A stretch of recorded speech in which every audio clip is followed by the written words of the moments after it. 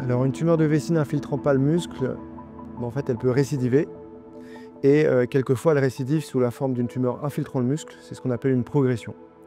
Évidemment c'est là que en fait, l'enjeu en termes de survie, parce que ça va impacter forcément la durée de vie des patients, c'est la progression vers l'infiltration du muscle, parce que c'est là que ça peut donner un envahissement des ganglions et éventuellement malheureusement des métastases. Mais automatiquement, ça évolue.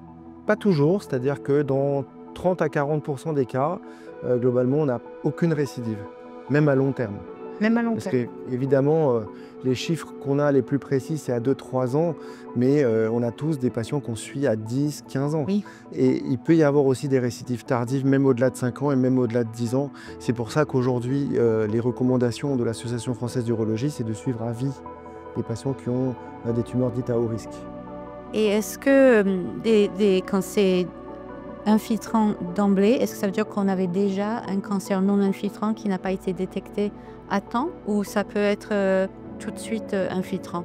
C'est une question qui est difficile, parce qu'on ne sait pas vraiment. Pendant longtemps, on pensait qu'il y avait en gros 2 entités, celles qui vont infiltrer progressivement en profondeur et celles qui étaient d'emblée plus agressives, notamment les carcinomes in situ, et donc des tumeurs planes qui pouvaient d'emblée aller vers l'infiltration du muscle. Mais c'est très difficile de répondre à cette question. On ne sait pas.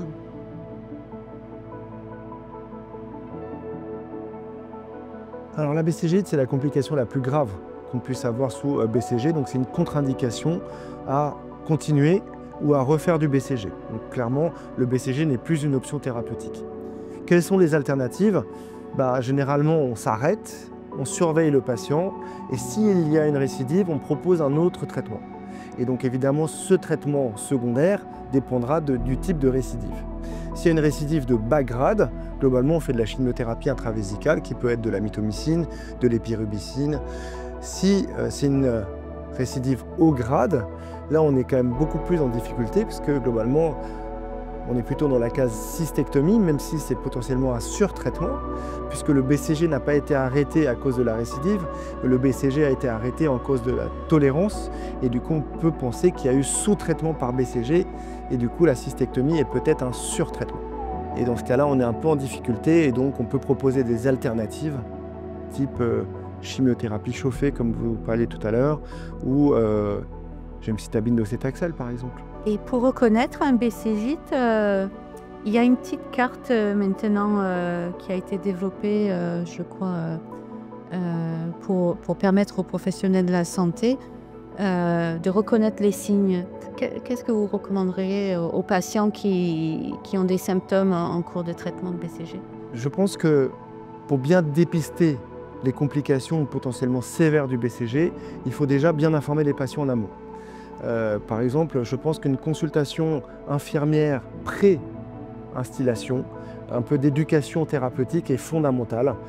Nous, on a instauré ça à l'hôpital Bichat, où l'infirmière qui fait les instillations organise un rendez-vous d'1 heure. On explique comment vont se passer les modalités de l'instillation, quand même important, montrer un petit peu le matériel, expliquer les ECBU, pas ECBU, les symptômes qui font qu'il faut consulter, qu'est-ce qu'il faut rapporter et surtout qu'est-ce qui est grave et pour quels symptômes il faut revenir à l'hôpital. Et je pense que déjà ça, c'est la première case de la prévention ou de la détection précoce. La deuxième, effectivement, c'est d'avoir en tête quels sont les symptômes d'une BCGI, donc une fatigue, une fièvre prolongée, des symptômes urinaires. Et sur du long terme, ça peut être long, ou ça peut se remettre, ou... Généralement, généralement c'est pendant le BCG, même si on a des formes retardées d'apparition des BCGites.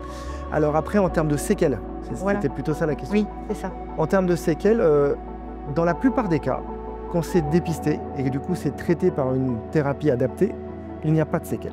D'accord. Et il y a un suivi qui est plus ou moins long en fonction de qu'est-ce qu'on a eu comme complications, pulmonaires notamment. Mais globalement, il n'y a pas de séquelles si c'est bien dépisté et traité.